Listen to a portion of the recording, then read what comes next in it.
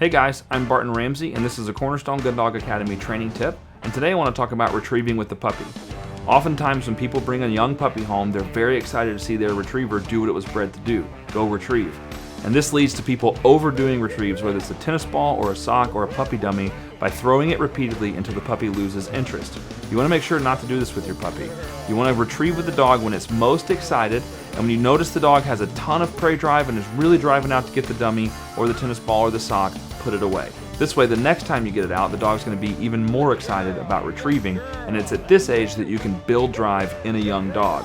You also want to avoid trying to get your dog to retrieve in areas that have a high level of distraction. You want to find an area where the dog is not distracted, and you also want to find an area that's not the same place where the dog is allowed to free play all the time, because the dog might think that this is a free play exercise.